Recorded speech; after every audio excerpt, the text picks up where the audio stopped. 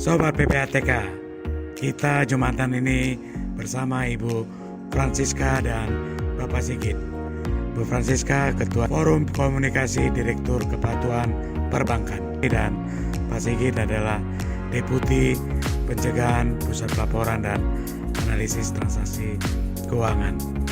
Kita berbincang-bincang terkait bagaimana memilih pemimpin yang bersih, berintegritas, dan tidak menggunakan uang hasil kejahatan.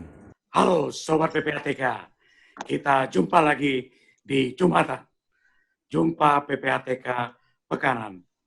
Bersama saya sudah hadir Bapak Muhammad Sigit, Deputi Pencegahan Pusat Pelaporan dan Analisis Transaksi Keuangan, dan juga Ibu Francisca Hoy Lam Siem.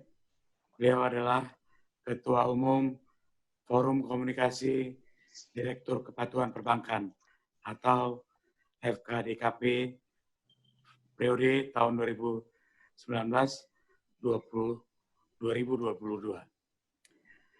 Saya mulai dari Pak Sigit mungkin ya. Pak Sigit, jumpa lagi di Jumatan Pak Sigit. Beberapa kali sudah kita undang di acara Jumatan. Assalamualaikum Pak Nasir.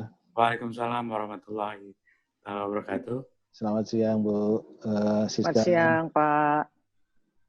Nah, hari ini kita diskusi tentang persiapan PPATK sendiri dan lebih khusus industri perbankan Pak ya, di dalam menghadapi pemilu yang akan berlangsung di akhir tahun nanti. Nah ini saya kira tidak tanggung-tanggung ya. Pertemuan yang dilakukan kemarin itu dihadiri lebih dari 260 direktur kepatuhan ya dari industri perbankan. Pak Sigit mungkin bisa cerita apa ide dasar dari pertemuan ini dan kira-kira gambarannya apa saja yang dibahas dalam pertemuan kemarin itu Pak Sigit. Terima kasih Pak Nasir. Sahabat PPATK, alhamdulillah kemarin kita berhasil menyelenggarakan diskusi PPATK dengan pihak perbankan, tentu atas jasa luar biasa dari kawan-kawan dari Forum Komunikasi Direktur Kepatuhan Perbankan. Pertemuan ini sesungguhnya bukan pertemuan yang pertama, bukan kita sudah pernah melakukan beberapa pertemuan. Artinya hubungan kerja antara PPATK itu sudah sangat luar biasa baik. Sama seperti tahun 2018 juga kita komunikasi untuk topik yang sama ini mengenai pilkada Pak Nasir. Iya. Kita masih sama-sama menyaksikan bahwa pilkada itu hasilnya memberikan berita yang tidak terlalu menyenangkan lah, boleh dikata begitu. Di tahun 2018 saja Pak Nasir, 2014 sampai 2018 ada 60 kepala daerah yang terlibat korupsi. Itu bukan indikasi, tetapi itu adalah vonis pengadilan. Nah, kita tahu bahwa korupsi itu adalah salah satu kejahatan yang punya resiko tinggi untuk terjadinya tindak pidana pencucian uang. Oleh karena itu kita PPATK perlu melakukan pencegahan, persiapan untuk melakukan analisis jika pencegahan itu ternyata tidak sepenuhnya bisa mencegah terjadinya tindak pidana terkait dengan pesta pilkada. Kalau kita sebutkan tindak pidana terkait dengan pesta pilkada itu ada beberapa sebenarnya ya. Ada tindak pidana pilkada itu sendiri, tindak pidana pemilu, tapi ada tindak pidana yang disebut oleh di pasal 2 Undang-Undang PPATK. Itu banyak sekali ya, ada 26 plus 1 pasal gitu. Nah, jadi dengan teman-teman FKDKP dengan teman-teman perbankan, kita sepakat bahwa ayo kita cegah kemungkinan-kemungkinan terjadinya penyalahgunaan, khususnya berkaitan dengan penggunaan dana ya. Apakah itu sifatnya nanti untuk melakukan katakanlah janji atau pemberian uang kepada berbagai pihak, itu bisa pihak votersnya, bisa pihak partai politiknya dan seterusnya. Nah, oleh karena itu kemarin kita berbicara bahwa yuk kita perlu kawan-kawan perbankan mulai kita persiapkan diri ini melakukan pencegahan, mulai kita keluarkan PMPJ-nya. PMPJ itu adalah prinsip mengenali pengguna jasa. Kalau di perbankan mungkin kita sudah sering kenal dengan istilah KYC ya, Key Know Your Customer. Ini bahasa Indonesia adalah PMPJ. Jadi kalau ada tiba-tiba orang buka rekening, mendekati pilkada, kemudian apalagi teman-teman perbankan nanti kita berikan informasi siapa paslonnya, siapa pihak-pihak terkaitnya. Nah, kalau seandainya yang buka itu adalah dari mereka, kita perlu hati-hati, gitulah kira-kira dengan ngajak perbankan. Perbankan selaku pihak pelapor tindak pidana pencucian uang itu di samping PMPJ pencegahan tadi juga pelaporan Pak Nasir. Yeah. Oleh karena itu ada banyak indikator-indikator nanti yang perlu kita sharing kepada perbankan sehingga kawan-kawan perbankan itu punya kemudahan ya untuk juga melakukan pencegahan tindak pidana pencucian uang tadi. Kita berharap bahwa semua atau sebagian besar dari keanehan-keanehan yang terjadi transaksi keuangan itu bisa dicegah lah, bisa diketemukan, kemudian dilaporkan ke PPATK. Nah gini, saya tambahkan sedikit Pak Nasir. Ya, intinya bahwa nanti kita bisa diskusi kalau agak perlu lebih detail, tetapi intinya bahwa pertemuan kemarin itu sangat luar biasa penting, sangat, dan kami merasa cukup puas. Pesertanya seluruh Indonesia, ada sejumlah 262 orang peserta, dan itu dari bank umum saja. Nah, jadi kami juga mengapresiasi kepada forum komunikasi Direktur Kepatuhan, dalam hal ini ketua umumnya adalah Bu Francisca. Itu kira-kira Pak Nasir. Terima kasih Pak Sigit. Pak Sigit dan tim di PPATK, apakah sudah melakukan semacam identifikasi ya, titik-titik krusial yang harus diperhatikan oleh rekan-rekan perbankan di dalam proses pemilu kada yang berlangsung saat ini? Kalau dari catatan saya itu, untuk pra-pemilu itu sudah berlangsung ya, dari 26 Oktober kemarin sampai 23 September. Dan nanti tanggal 26 September sampai 25 Desember itu adalah proses kampanye ya. Lalu kemudian nanti tanggal 9 Desember tahun 2020 pemilu itu sendiri diselenggarakan.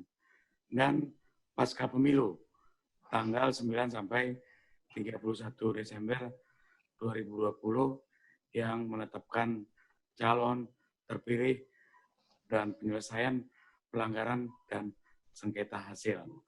Nah, dari proses-proses ini, apakah Pak Sigit sudah melihat di mana titik-titik krusial dari tindak pidana pencucian uang di dalam pemilu kada itu sendiri? Betul sekali, pertanyaannya luar biasa penting ini menurut saya, Pak Nasir, Bu Siska, kawan-kawan, sahabat PPATK. Jadi pengalaman PPATK yang sudah berkali-kali melakukan kajian terhadap pelaksanaan pilkada, baik pada saat pendaftaran atau sebelumnya, kemudian setelah ditetapkan pemenang gitu ya, banyak hal yang PPATK dapatkan modus-modus operandi ya.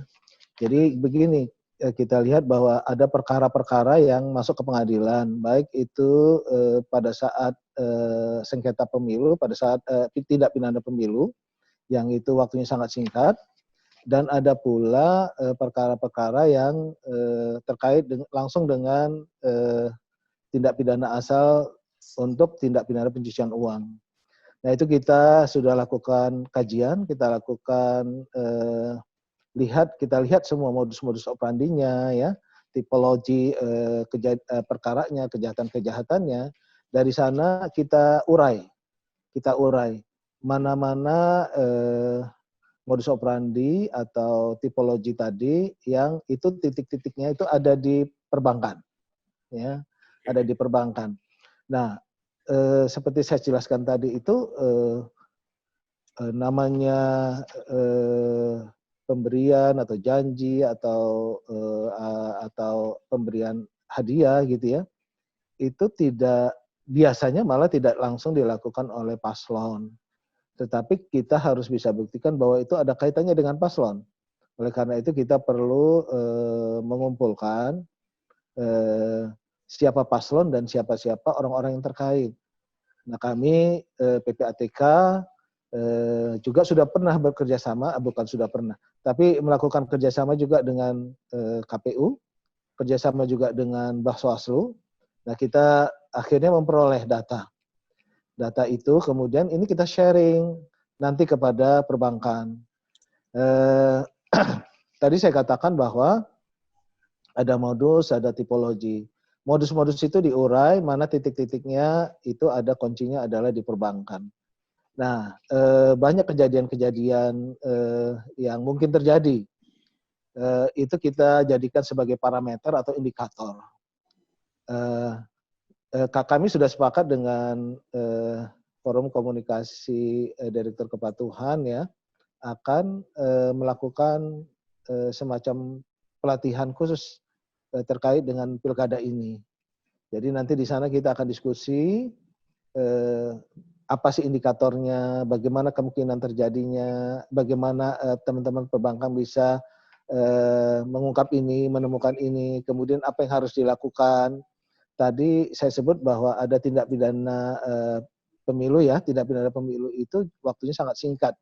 Oleh karena itu PPATK bisa memberikan semacam katakanlah petunjuk kepada kawan-kawan aparat penegak hukum dalam hal ini kepolisian untuk dari petunjuk itu untuk mendapatkan bukti. Bukti itu yang sangat perlu dan itu waktunya sangat singkat, 14 hari. Oleh karena itu kami dengan perbankan nanti dalam pelatihan akan kita sampaikan hal-hal seperti tadi. Jadi betul sekali Pak Nasir. Jadi kita PPATK dengan pengalaman tadi itu sudah mengumpulkan berbagai modus, tipologi dan bahkan indikator-indikatornya yang siap kita sharing kepada kawan-kawan di perbankan. Itu Pak Nasir. Ya, terima kasih Pak Sigit. Saya ingin sedikit menyampaikan kepada Sobat PPATK, Ibu Francisca O ini Direktur Kepatuhan dari Bank CIMB Niaga yang sebelumnya pernah menjadi Legal dan Compliance Director, pernah di Citibank, juga pernah sebagai Legal and Compliance Director Bank Internasional Indonesia, juga menjadi founder, ya, dan senior partner di LBAF Law Firm, ya. Pernah juga di Bank Mandiri, ya Bu, sebagai komisaris. Untuk Francisca, kira-kira dari pengalaman-pengalaman yang sudah dilakukan oleh perbankan, sudah diketahuikah kira-kira titik-titik dari tindak pidana pencucian uang yang akan atau bakal dilakukan oleh para kandidat calon dari peserta pemilu kada yang ada? Dan sejauh mana kira-kira persiapan dari perbankan sendiri agar industri perbankan ini tidak tercemar oleh dana-dana yang tidak sah untuk digunakan sebagai dana kampanye kah atau biaya-biaya lain dari proses kampanye atau proses pemilu kada yang ada. Silakan Bu Francisca. Selamat siang Pak Nasir, selamat siang Pak Sigit, dan juga selamat siang Bapak-Bapak dan Ibu-Ibu semua. Pertama-tama saya ingin mengucapkan terima kasih banyak sekali ya dan penghargaan yang setinggi-tingginya kepada PPATK. Saya ingat banget PPATK waktu pertama kali ya 2002, nggak salah ya Pak ya PPATK. Itu kemudian juga pertama kali lah di Indonesia itu dikenal yang namanya apa sih AML, KYC gitu ya, nyeremin banget gitu. Karena apa? Kita semua pada babang ketakutan, waduh ntar nggak punya nasabah nih gitu ya. Kalau kita memperketat itu. Tetapi dengan kerja erat dan banyak sekali kita dapat support dukungan dari PPATK, pelan-pelan itu menjadi suatu hal yang biasa kami lakukan. Udah menjadi satu budaya, bagi saya sudah menjadi satu budaya yang ada di bank, dan kemudian justru kami bukannya ketakutan, malah kita bisa bangga kalau kita bisa menjadi satu partner dari PPATK sehingga kita bisa menjaga perbankan ini dari suatu ya tindakan-tindakan kejahatan pidana. Gitu ya. Jadi kami sekali lagi mengucapkan terima kasih, walaupun terus terang aja kita namanya juga kayak anak gitu ya. Sama PPATK dimarahin, disentak, dibalik terus dielus-elus, disayang-sayang, udah gitu dimarahin lagi gitu ya. Tapi seorang anak. Tapi kita semua belajar. Nah, ini juga sama dengan masalah yang namanya kita hadapi sekarang ini adalah pilkada. Sebenarnya pilkada ini kan sebenarnya bukan baru pertama kali ya. Kalau nggak salah sih dari 2015, 2017, kemudian 2018, kemudian sekarang ini 2020. Kami tentunya belajar dari yang sebelum-sebelumnya, apa sih sebenarnya kira-kira yang harus kita lakukan dan kita khusus lebih memperhatikan di dalam masa pilkada ini. Sebenarnya Pak, yang kita persiapan untuk pilkada ini, kami sih pada umumnya ya, itu tidak membuat satu yang namanya kebijakan baru, itu enggak. Karena kebijakan kami itu kan memang udah menjadi satu kebijakan kami adalah untuk selalu melakukan pengawasan dan melihat suatu transaksi, apakah transaksi ini dapat kita kategorikan mungkin sebagai yang wajar atau tidak wajar dan lain-lain. Itu menjadi melakukan bagian. Nah, sehingga yang perlu kita lakukan adalah memang, karena gini terus terang aja, bank itu selain kita juga punya sistem, tapi kan dalam melakukan identifikasi suatu tindakan yang kita anggap tidak wajar, itu perlu manusia juga Pak ya, nggak bisa yang namanya sistem seluruhnya. Sistem bisa menggunakan dengan parameter, tetapi ada manusianya juga, yaitu di garda depan kita. Ya, mau teller, customer service, maupun branch manager dan lain-lain. Nah, garda depan dari bank itu terus bisa aja karena rotasi. Mereka pindah ya, mungkin tadinya teller, kemungkinan kemudian akhirnya menjadi di administrasi dan sebaliknya di belakang operasi kemudian menjadi teller dan lain-lain. Jadi ada rotasi, dan kemudian di bank itu seperti kita juga ada tahu, attrition kita cukup tinggi ya. Jadi pindah dari bank sini, pindah kemana, ganti profesi dan lain-lain, sehingga kita setiap kali mempunyai garda atau di depan atau teman-teman yang di depan ini berubah terus. Nah, oleh sebab itu walaupun kita sebenarnya tahu mengenai pilkada, pengalaman kita tahun 2018 dan lain-lain, tetapi kita tidak boleh berhenti melakukan sosialisasi. Nah, jadi dalam hal ini, meskipun kebijakan kita tidak melakukan suatu perubahan atau satu kebijakan, tapi yang kita lakukan dan harus kita lakukan adalah di teman-teman perbankan semua untuk melakukan sosialisasi. Awareness sosialisasi ini harus segera dan kalau bisa sih sebelumnya ya. Tetapi masih belum terlambat, harus segera melakukan sosialisasi di dalam ya internal kita. Mengingatkan kembali hal-hal apa yang perlu kita perhatikan dan tidak boleh lengah sedikit pun.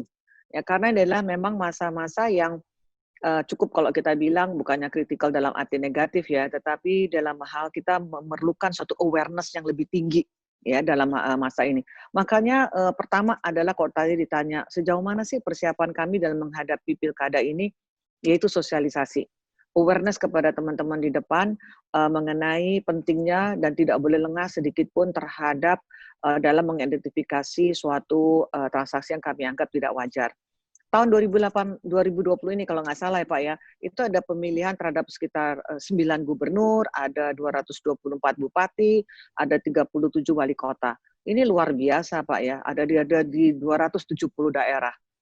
Ini satu hal yang luar biasa, yang cukup masif, sehingga bagi kita untuk selalu aware, kayak apa ya, melek gitu ya, selalu itu sangat-sangat penting. Nah, kalau ditanya tadi ya, titik-titik mana aja sih? Memang dari pengalaman kita di tahun 2018, ada titik-titik yang harus kita lebih perhatikan. Ya, ada transaksi tunai. Transaksi tunai itu bisa aja karena nilainya atau frekuensinya. Ya, nilainya lebih tinggi dari normal, tidak wajar, ya, tidak cocok dengan profil dari nasabahnya itu sendiri atau bisnisnya. Kedua juga mungkin frekuensinya yang lebih daripada normal. Ketiga, mau nggak mau saya juga kita melihat transaksi-transaksi terhadap pihak-pihak tertentu, PIP, dan kalau kita juga kita udah punya mungkin calon kepada paslon dan kepada keluarga dan juga yang lain-lain juga. Ya, kita mesti melihat transaksi-transaksi itu. Kemudian transaksi-transaksi tunai maupun transaksi-transaksi terus terang aja memang biar gimana juga kita harus melihat adanya transaksi event transfer. Transfer kemudian diambil tunai misalnya ya. Nah, itu juga menjadi perhatian walaupun tidak selalu memenuhi artinya transaksi yang benar-benar mencurigakan, tetapi kita perlu kita perlu pelajarilah itu transaksi apa dan apakah itu bisa dianggap suatu transaksi yang mencurigakan yang wajib kita laporkan kepada PPATK. Tadi Pak Sigit sudah menyebutkan, biar gimana kami ini bank itu kan kita hanya melihat kayak misalnya saya di CIMB Niaga ya, saya hanya bisa melihat transaksi yang ada di CIMB Niaga. Saya nggak bisa melihat transaksi habis kalau keluar misalnya ke bank lain ataupun ada transfer dari luar masuk ke CIMB Niaga gitu ya. Saya tuh nggak bisa ngelihat yang di luar.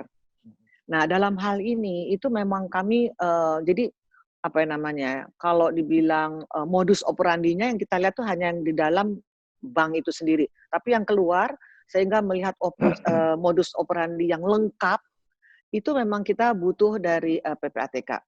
Ya, karena PPATK itu bisa melihat seluruhnya gitu, suatu tindakan atau rangkaian dari suatu transaksi itu dia bisa melihat dari ujung sampai ke ujung lagi. Kami hanya sebatas yang di sini. Oleh sebab itu tadi Pak Sigit mengatakan, pertama ya kemarin itu suatu luar biasa acaranya PPATK sih, walaupun kita ikut mengundang ya teman-teman member dari FKDKP itu luar biasa. Karena kami sekali lagi diingatkan dan saya juga walaupun udah tua nih, udah lama di sini ya ngurusin yang namanya AML atau tapi tetap aja saya appreciate sekali kepada PPATK bagaimana bisa melihat suatu modus yang kemudian dilihat dari ujung ke ujung.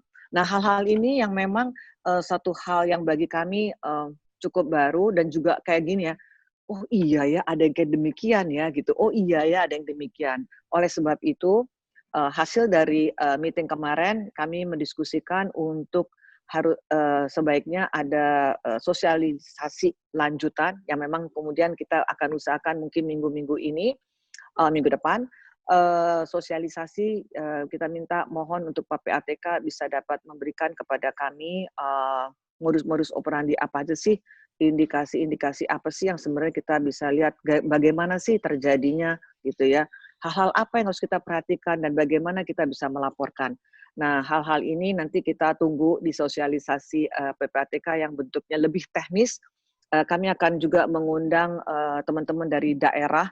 Kami usahakan juga, terus terang aja FKDKP itu nggak menyentuh sampai ke BPR, tapi kami akan mengusahakan bekerja sama dengan Perbarindo ya melalui asosiasi BPR sehingga kami bisa juga mengundang teman-teman dari BPR untuk bisa ikut hadir. Apakah itu nanti karena terlalu banyak pesertanya kita harus lakukan dalam beberapa sesi? Mungkin aja Pak ya, mungkin PPATK mohon sabar aja, tolong kalau harus berkali-kali jangan bosen, tapi karena yang ikut serta pasti orangnya beda. Itu aja sih Pak, terima kasih. Atau di cabang utama mungkin agak lebih mudah ya, memberikan pemahaman pengetahuan terhadap petugas front office yang ada ataupun pegawai lainnya. Nah, bagaimana FKDKP ini memberitahu pemahaman pengetahuan kepada para bankir ya, ataupun para petugas-petugas front office yang ada di daerah-daerah. Karena pemilu kada ini meliputi seluruh daerah dan banyak terjadi justru indikasi-indikasi tindak pidana pencucian uang itu adanya di daerah. Nah, ini langkah-langkah yang dilakukan oleh FKDKP itu seperti apa, Bu? Oke, Pak, kita FKDKP itu punya namanya sertifikasi, Pak ya. Jadi teman-teman yang ada di duduk di dalam divisi atau unit kepatuhan itu kita membuat sertifikasi ya. Sertifikasinya itu kita ada dari tingkat satu sampai kemudian sampai ke tingkat 4. Nah, ini sertifikasi ini di dalamnya ada modul mengenai APU PPT juga. Di mana kami juga bekerjasama sih dengan PPATK untuk bisa melihat modul yang kami selenggarakan di dalam pelatihan itu memadai atau tidak. Dan kemudian bahkan di dalam pelatihan itu juga kami minta sebenarnya PPATK ikut di dalam beberapa modul untuk ikut memberikan untuk ngajar ya. Bahkan Pak Dian sendiri nih suka sering ikutan. Pak Dian rajin banget, Pak. Kalau saya undang PPATK mau bikin pelatihan nih, pasti datang, Pak. Ini jarang-jarang nih pejabat setingkat Pak Dian itu mau selalu hadir. Maka saya bilang saya benar-benar apresiasi banget kepada PPATK, luar biasa ya.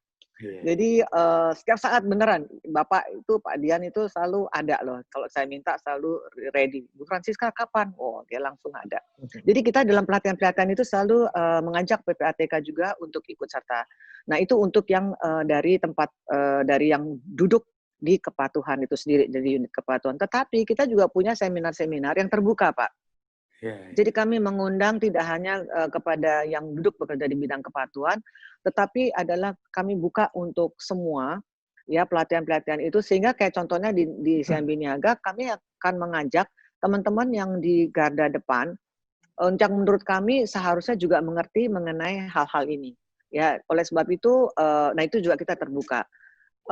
Dengan PPATK juga kita punya yang namanya pelatihan khusus untuk mengidentifikasi LTKM ya. Transaksi-transaksi yang kami anggap yang mencurigakan, itu juga PPATK memberikan pelatihan-pelatihan khusus gimana sih untuk kita itu bisa jeli melihat suatu modus operandi. Jadi itu yang kita lakukan, Pak. Dan tapi tentunya kita selalu mengingatkan teman-teman juga ya, jangan lupa ya kan kita yang namanya melakukan pelatihan itu juga terbatas. Artinya berapa sih yang ikut? Ya kan nggak mungkin semuanya ikut gitu. Nah, itu untuk apa yang sudah kita berikan dalam pelatihan untuk bisa dapat disebarluaskan di bank masing-masing gitu, Pak. Jadi kalau kita ngomongnya train to the trainer gitu, supaya tetap bisa sampai ke depan. Itu sih, Pak. Terima kasih, Bu. Saya kembali ke Pak Sigit. Sobat PPATK, Pak Sigit ini lama berkiprah di KPK. Nah, kalau kita lihat tipologi sebelumnya, Pak Sigit, itu banyak sekali anomali-anomali yang terjadi. Di mana misalkan dari rekening RKDK yang ada itu justru ya pada tahapan pemilu itu uang yang ada di rekening RKDK-nya tidak begitu bergerak. Dan bahkan justru banyak uang itu bergerak ketika masa-masa minggu tenang ya. Nah, Pak Sigit mungkin bisa bercerita kepada kita Sobat PPATK tipologi modus operandi yang sering dilakukan oleh paslon ataupun tim sukses dari para calon yang ada. Baik, terima kasih Pak Nasir ya. Iya, semakin panas ya pertanyaan. Mungkin saya sebelum menjawab Pak Nasir, ada poin yang menarik tadi pertanyaan Pak Nasir kepada Bu Francisca. Memang hasil kajian PPATK itu ternyata menunjukkan bahwa kecenderungan terjadinya penyalahgunaan atau penyimpangan itu justru banyak di daerah. Tetapi dampaknya besaran dan segala macam itu lebih banyak terjadi di bank-bank besar ya, terutama di kota, di DKI. DKI itu kita lihat kan harusnya intelektualnya tinggi, tetapi transaksi cash-nya itu cukup tinggi loh di tahun 2018. Iya. Hampir sama mendekati Papua. Memang Papua lebih tinggi ya. Kalau ke Papua transaksi cash-nya tinggi, kita bisa paham juga karena daerah sana ya. Nah, pertanyaan tadi mengenai modus-modus tadi itu betul Pak Nasir. Jadi ini hasil kajian PPATK juga, doesn't make any sense ya kalau kita lihat RKDK aja judulnya rekening dana khusus kampanye gitu ya. Tapi di masa kampanye kok rekeningnya seolah-olah mati gitu. Tidak ada pergerakan naik turun, sepi-sepi begitu saja. Kalau kita lihat fisiknya, kita baca berita dan segala macam, ya lihat televisi, aktivitas itu banyak di sana. Nah, pertanyaannya itu uang dari mana? Nah, itu dia. Jadi itulah kenapa tadi seperti tadi Bu Siska juga sudah mention ya, bahwa kita tidak cukup hanya pada daftar paslon saja, tetapi pihak-pihak terkait itu juga perlu gitu ya. Kita tidak akan sampaikan ke siapa-siapa itu, kecuali ke kawan-kawan di perbankan untuk melihat itu apa-apa saja. Betul tadi Bu Siska juga cerita tentang bagaimana penggunaan cash ya, transaksi cash misalnya seperti itu. Banyak Pak Nasir ya. Contoh-contohnya misalnya baru-baru saja juga kita mendengar bahwa ternyata pilkada itu sponsornya lumayan banyak juga ya, pemilu sponsor. Nah, kalau sponsor itu bisa dilakukan sebelum masa kampanye ya. Jadi kalau ada katakanlah proyek, kemudian kontraktornya mendapatkan proyek dan mengambil uang mendekati masa-masa pilkada seperti ini, dan uang itu disampaikan, distorkan kepada pihak-pihak yang ada kaitannya dengan pihak-pihak terkait dengan pilkada, itu menjadi perhatian kita. Itu contoh-contoh seperti itu.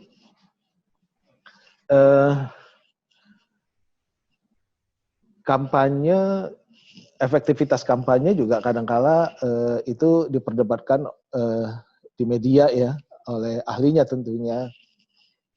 Mana sih lebih ngefek gitu ya, kira-kira jual misi atau jual duit, kira-kira kalau bahasa kasarnya gitu. Nah, oleh karena itu kenapa PPATK ikut terlibat dan diajak atau bekerja sama dengan KPU dan Bawaslu, bahkan kita juga kerjasama dengan KPK, itu karena uang masih lebih berharga, lebih menarik gitu loh. Nah, potretnya begitu. Jadi indikasi-indikasinya banyak sekali ya Pak Nasir ya. Mungkin beberapa saja bisa kita contohkan, misalnya adalah kalau seandainya RKDK itu dikuasakan kepada salah satu pihak di luar struktur tim pemenangan kampanye misalnya, itu kita patut curiga. Ya, kita patut curiga. Perbankan pasti tahu ini ada orang yang membuka, kemudian menarik, menyetorkan dengan kuasanya ini siapa? Ini kuasanya ini kok nggak ada kaitan sama sekali gitu ya. Nah ini itu satu poin yang perlu menjadi perhatian. Sobat PPATK, Bapak dan Ibu, mudah-mudahan informasi seperti ini mengurungkan niat buruk ya, kalau sempat ada gitu ya, bagi para pihak gitu. Tidak menimbulkan justru perolehan cara-cara yang lebih canggih gitu. Kemudian contoh lain adalah di undang-undang sendiri atau peraturan lebih lanjutnya itu dinyatakan bahwa RKDK itu hanya satu gitu. Tetapi bisa jadi lebih dari satu ya.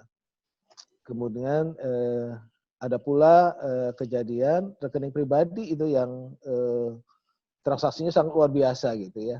Padahal itu tadi betul bahwa sinyalemen bahwa atau bahkan fakta bahwa di tahun sebelumnya bahwa itu rekening-rekeningnya seperti dorman gitu ya, seperti tidur gitu ya, tetapi rekening pribadi-pribadi orang-orang tertentu itu justru aktif gitu. Nah ini juga menarik ya, valuta asing itu juga tiba-tiba kok terjadi pertukaran valuta asing oleh pihak-pihak terkait, jumlahnya besar gitu ya. Apakah di bank atau di penukaran uang yang non bank misalnya.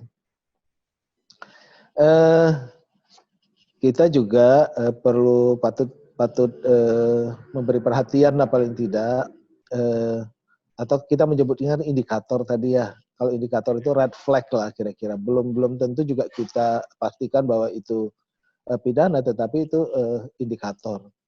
Misalnya penerimaan sumbangan dana kampanye, kalau ditelusuri tadi Bu Siska bilang bahwa kalau PPATK itu 10 bank atau bahkan bersekian lapis itu kita bisa lihat itu. Ternyata sumbangan dana kampanye kok hasilnya dari pencairan SPD misalnya seperti itu. Ini juga menarik ya.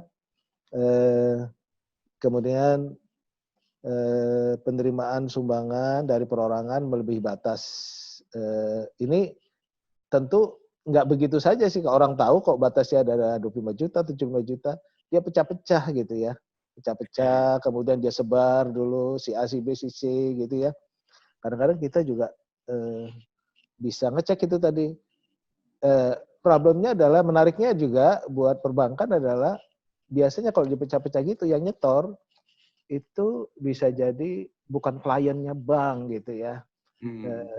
Bukan kliennya bank. Jadi biasanya kan kalau klien bank, banknya sudah paham tuh siapa punya perilaku seperti apa, ini bukan kliennya bank. Nah, model-model seperti ini kita tangkap ya, kita pelajari, dan itu ternyata terjadi di pilkada atau pemilu sebelumnya ya.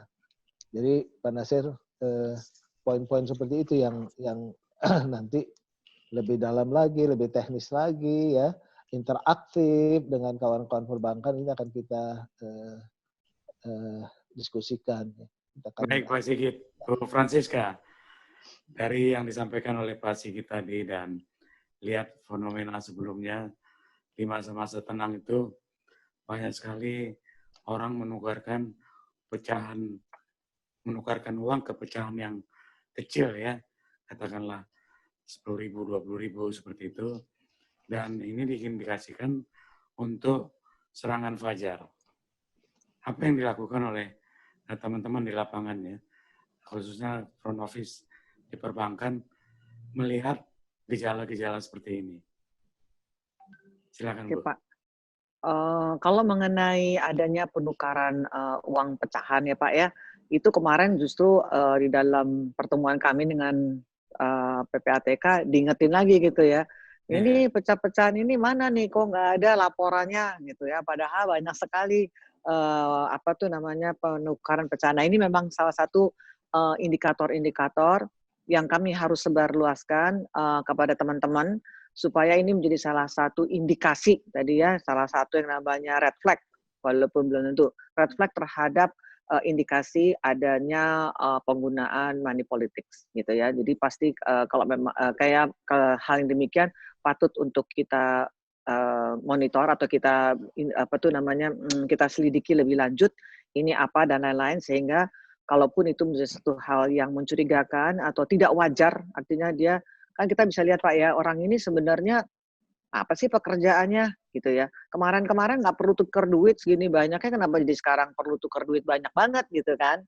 Nah, kalau ditanya terus jawabannya nggak jelas, nah kita tahu lah itu. Nah itu maksudnya kita bisa laporkan.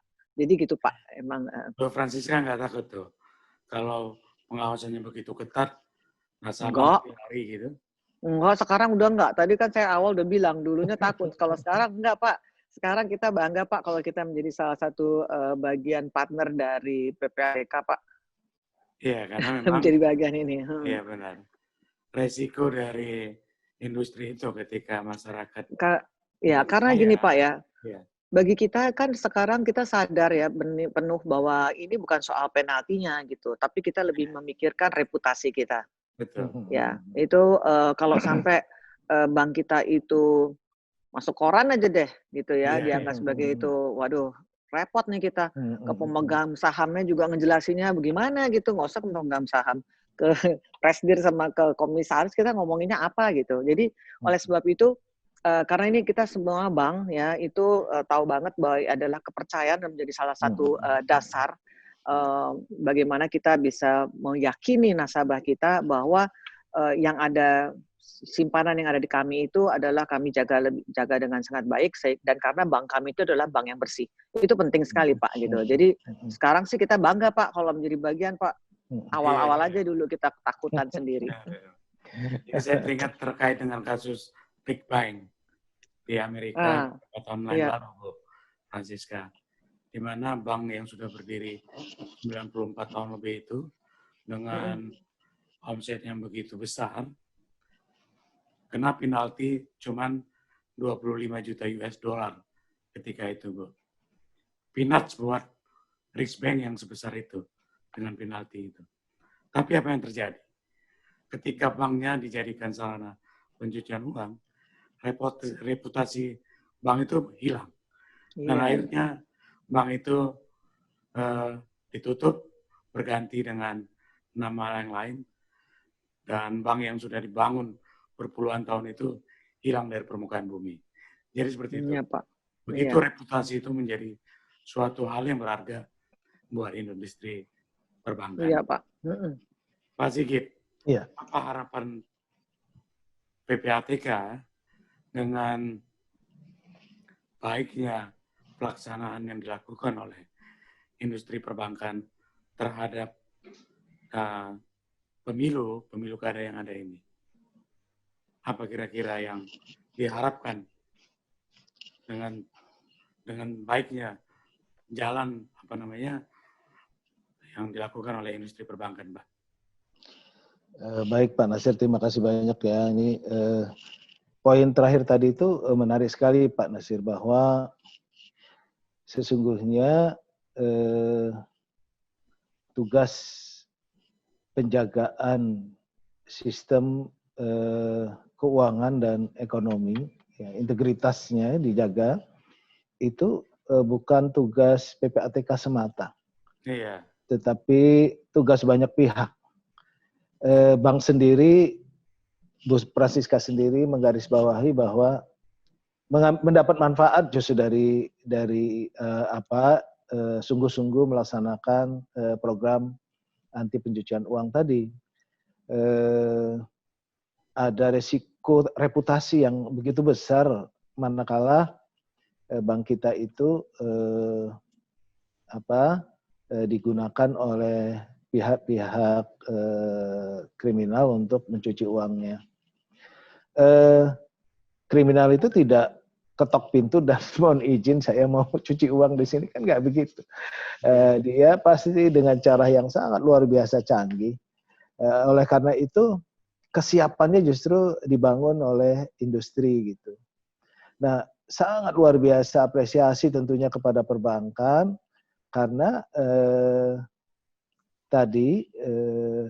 view tadi itu bukan orang per orang atau bank per bank, tetapi sudah menjadi komunitas itu, pemahamannya begitu, bahwa kami perbankan akan menjaga imunitas sistem perbankan ini untuk dimasukin oleh uang-uang yang akan dicuci di sana.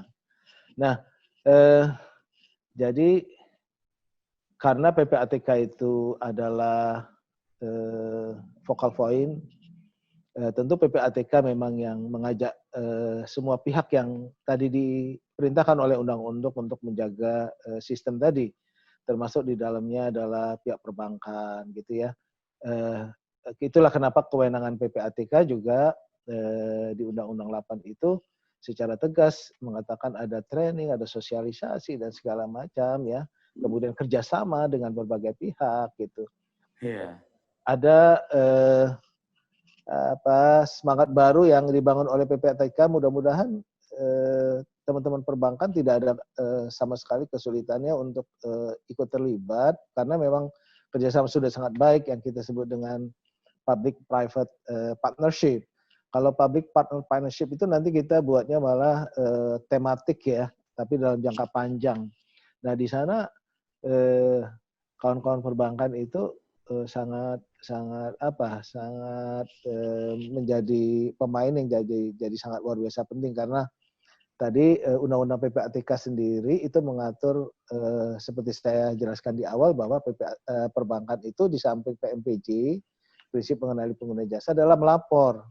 Nah, sedikit mungkin ya sahabat PPATK kalau ditanya melapor itu apa. Jadi kita sebut-sebut tadi ada transaksi keuangan tunai gitu ya. Jadi uang-uang 500 juta ke atas itu harus dilapor. Tapi khusus untuk pilkada itu ada anomali ya. Ada dalam jangka waktu tertentu sampai tertentu dia yang biasanya ya orang-orang tertentu biasanya nggak mengenal cash ya, transaksinya pakai transfer dan segala macam, tiba-tiba lagi suka-sukanya pakai cash gitu dalam jumlah besar banyak dan segala macam. Ini jadi ada perilaku khusus yang juga perlu dilaporkan ke PPATK. Itu disebut dengan laporan transaksi keuangan mencurigakan. Tetapi ya laporan transaksi keuangan mencurigakan itu bukan serta-merta kemudian itu adalah pidana, harus dianalisis dulu, kemudian diserahkan ke pihak penegak hukum. Tadi saya sebutkan bahwa untuk tindak pidana pemilu kita nanti kerjasama dengan kepolisian ya, Bawaslu, kemudian untuk tindak pidana pencucian uang tentu tidak ada penyidik tindak pidana asalnya. Jadi kita tidak bisa mengatakan bahwa ini individu-individu, tetapi suatu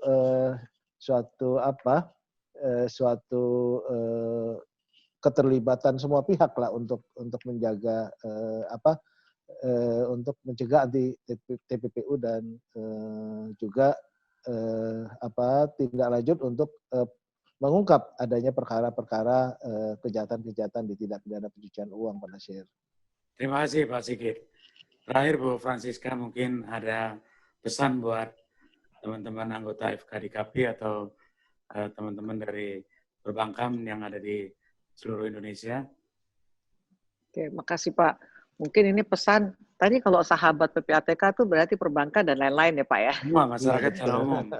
Kita nyebutnya PPATK, Bu. Jadi saya terutama untuk mungkin kepada teman-teman semua dan juga perbankan dan juga mungkin juga sahabat-sahabat dari PPATK kali ya.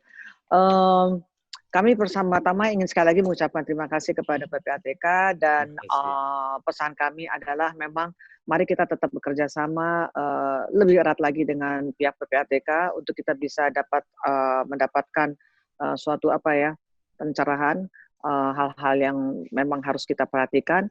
Dan yang kedua juga yang paling penting adalah bagaimana kita menjaga.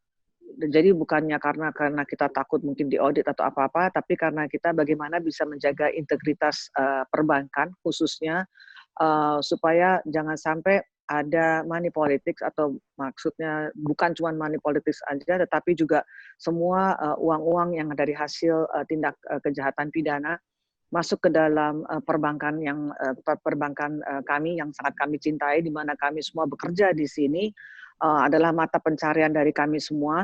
Maka mari kita pelihara integritas dari perbankan ini demi kebaikan untuk kita bersama dan juga tentunya untuk Indonesia secara umum.